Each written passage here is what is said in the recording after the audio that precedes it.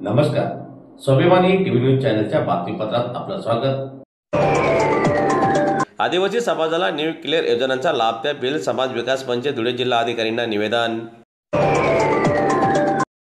एकात्मिक आदिवासी विकास प्रकल्प अंतर्गत न्यू क्लिअर बजेट योजनांचा लाभ मिळावा यासाठी भिल समाज विकास मंचच्या वतीने धुळे जिल्हा अधिकाऱ्यांना निवेदन देण्यात आलेले असून शिंदखेडा, साक्री, शिरपूर व धुळे तालुक्यातील 150 ते 200 लाभार्थ्यांनी आवश्यक कागदपत्रे व जीएसटी बिलासह कागदपत्रे दाखल करून 4 महिने झाले तरी देखील मंजूर प्रकरणाचे वाटप झालेले नाही. यामुळे लाभार्थी आजपर्यंत योजनापासून वंचित आहेत.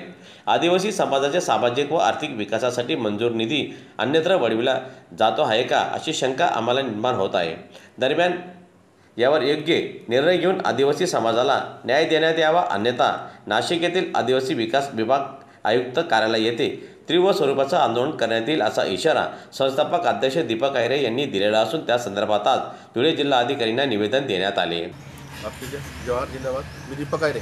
आज आम्ही सन्माननीय जिल्हाधिकारी मॅडमना निवेदन दिलं, तक्रारी निवेदन दिलं. आदिवासी विभागामध्ये आदिवासी विभागात जे न्यूक्लिअर बजेटचे योजना असतात त्या योजनेच्या बेरोजगारांसाठी, विद्यार्थ्यांसाठी, हातमजुरांसाठी, किराणा सेल, आर्थिक आणि सामाजिक उत्थानासाठी, विकासासाठी किराणा सेल, मिनी स्टॉल असेल, असे वेगवेगळ्या प्रकारचे असेल. आम्ही मिनी स्टॉल आणि किराणाचे 10 महिने झाले धुळे प्रकल्पामध्ये प्रकरणं दाखल केलेली आहेत, परंतु आत्तापर्यंत आम्हाला देण्यात आले नाही. आता आम्हाला शंका वाटायला लागली का आदिवासींचा निधी दुसऱ्याकडे वळवला गेला का, म्हणून आम्ही आज सन्माननीय जिल्हाधिकारी साहेबांना पत्र दिलं आणि साहेबांची तक्रार केलेली आहे धुळे प्रकल्प अधिकाऱ्यांची का आमचे प्रकरण जर 8 दिवसात मिळाले नाही तर आम्ही आयुक्तालयावर जाऊन धुळफेक आंदोलन कारण आदिवासी विभाग आदिवासी लोकांकडे धुळफेक करते, दिशाभूल करते आणि आमचे जे 25 आमदार आहेत झाकण जिल्हे हे आदिवासी समाजाची बाजू मांडत नाही, म्हणून सर्वसामान्य आदिवासींवर ही पाळी आलेली आहे.